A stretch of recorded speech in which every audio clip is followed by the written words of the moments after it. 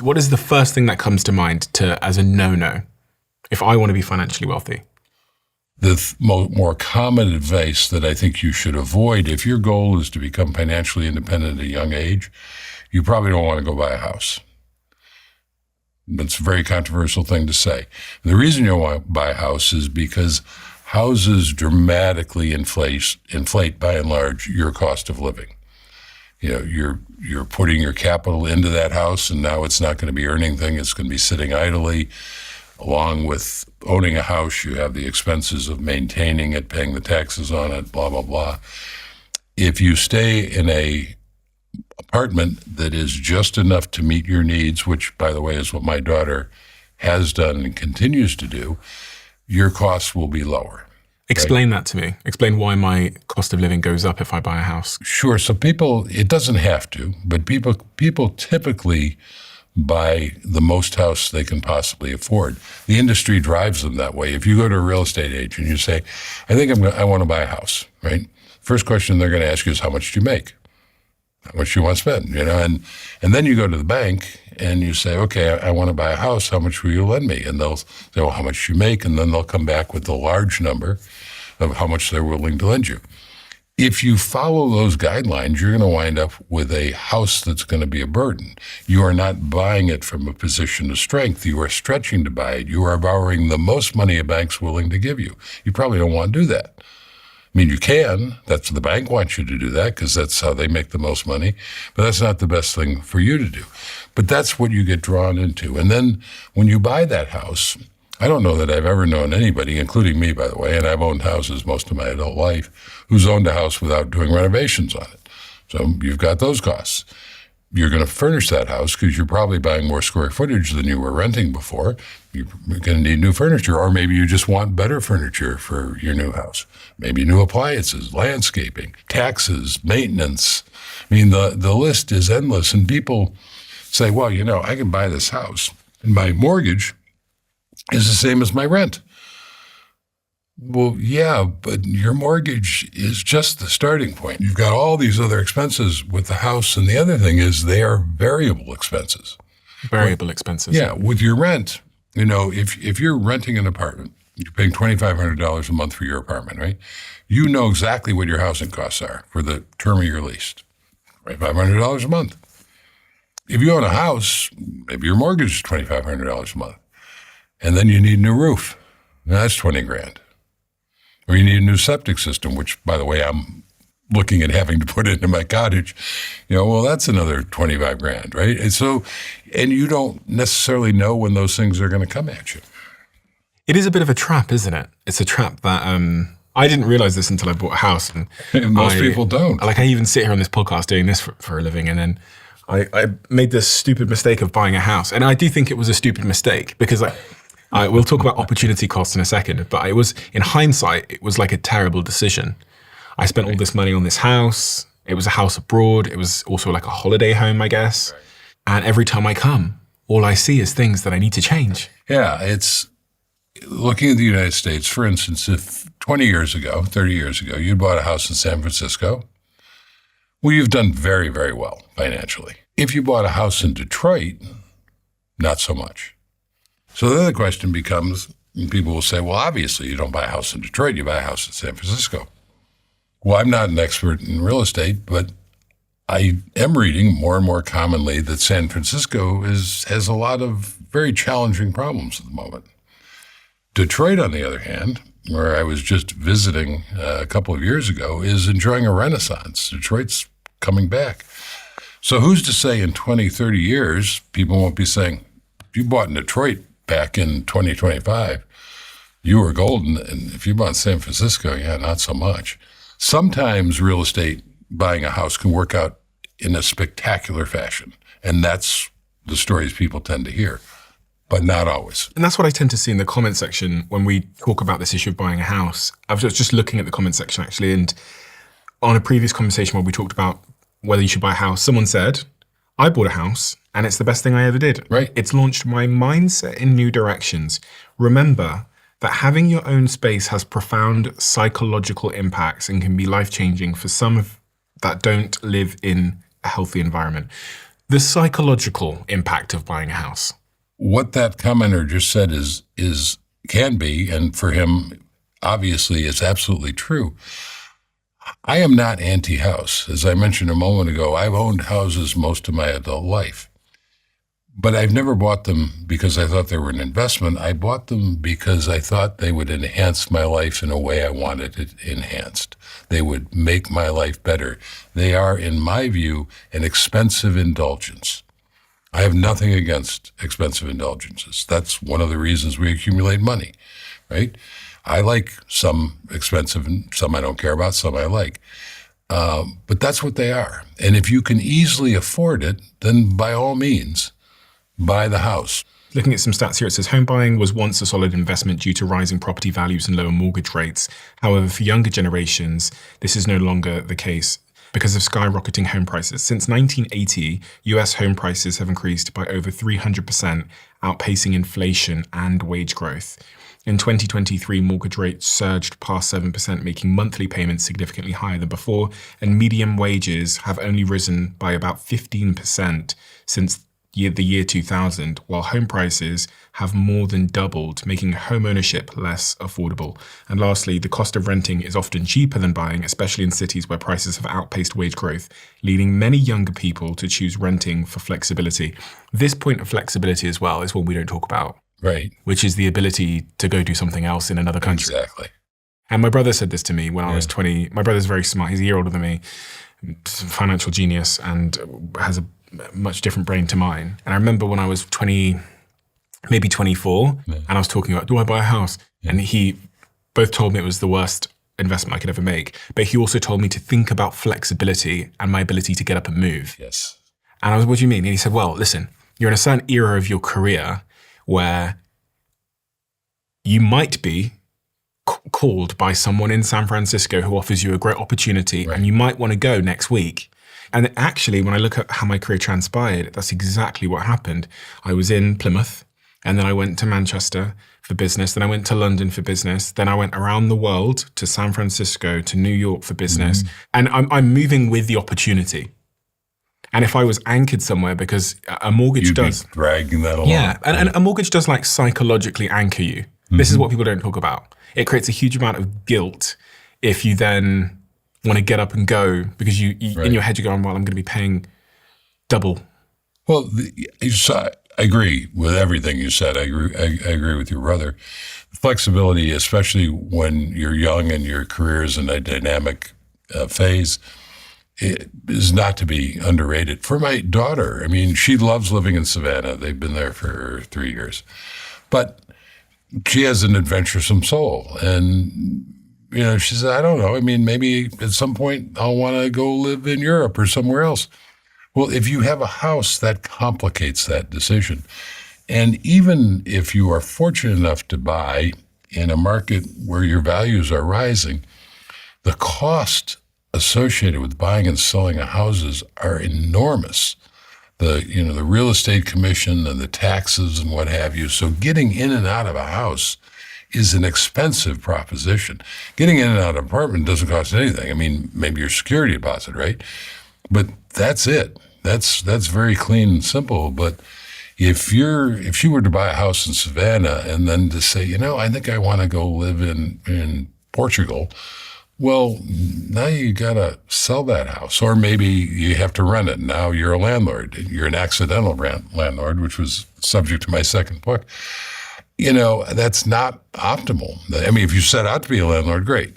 But if you become an accidental landlord because you can't sell your house that you don't want to live in anymore, that's not so great. So flexibility is enormously important.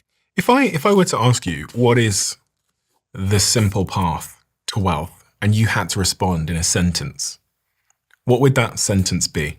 Avoid debt, live on less than you earn, invest the surplus. So let's talk about debt then. Okay. Why did you say avoid debt? You can never be financially independent if you're carrying around debt.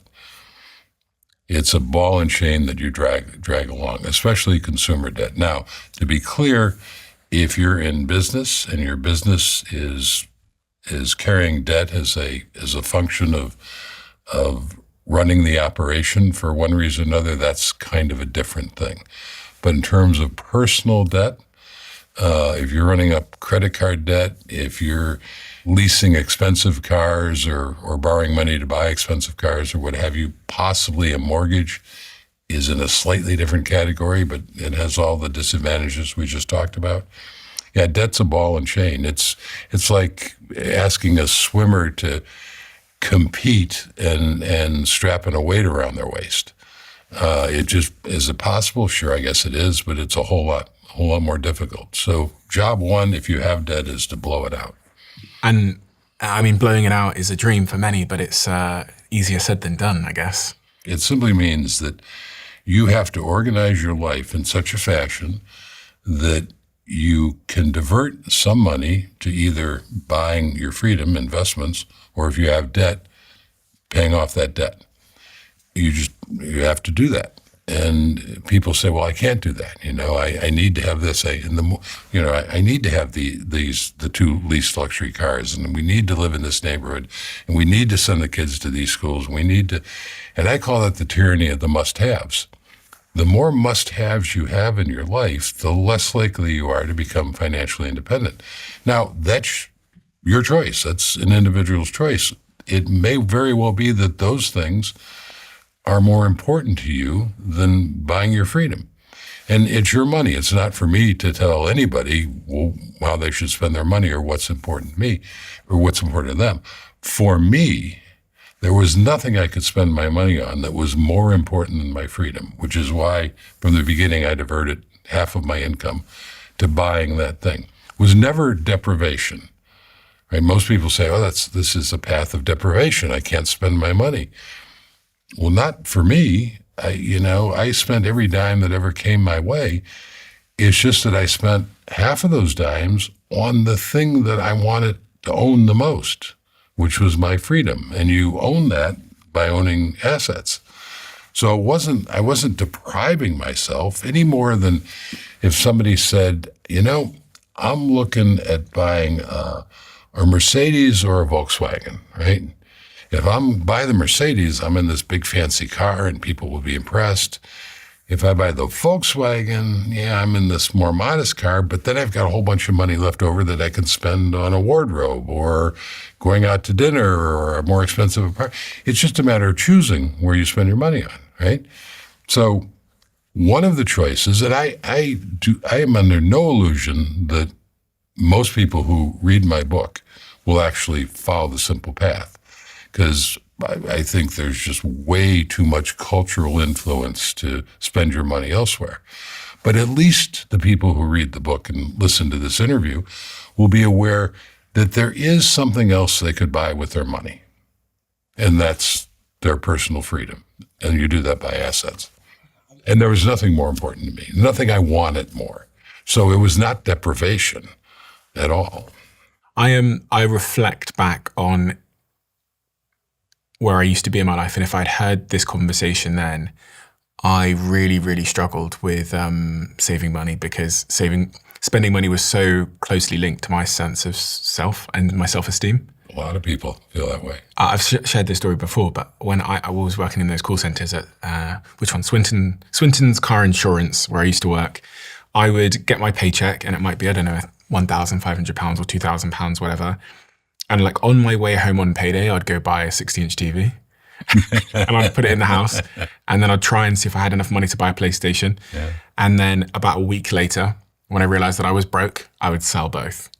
And I look at that behavior as such absolute, it's objectively like crazy behavior. Repeatedly. It really is. It's like crazy behavior. Really is. But it shows the extent to which I got a dopamine hit from having a nice thing. And I was trapped in that cycle of buy the nice thing, dopamine hit, feel validated, feel like I'm a successful person, and then have to sell it a week later. Yeah. So I really have a huge amount of empathy for people that are stuck in this spending for self-esteem cycle. And they hear they hear people like me and you talk about these things now, and it feels easier said than done. That to me seems kind of insane. And one of the things that somebody pointed out one time is, if you're driving around in a Ferrari, maybe you're thinking to yourself, if you're bought the Ferrari because you want to impress people, everybody's looking at me and they're thinking, wow, what a cool guy that is driving that Ferrari. No, that's not what they're thinking. They're looking at you in that Ferrari, and what they're thinking is, wow, I would look cool if I was driving that Ferrari. They're not thinking about you at all. You're making no impact on what their opinion of you is. So on this point of debt, I did have some people contact me that were childhood friends of mine recently and asked me for advice on getting out of debt. Mm-hmm. And one particular friend said that he had $40,000 worth of debt and asked me for advice on it. And mm-hmm. I'm not an expert in this, so I kind of hesitated to give any advice. But the advice I'm hearing from you is essentially you have to make a concession. You have to pull back your spending and get things back under control.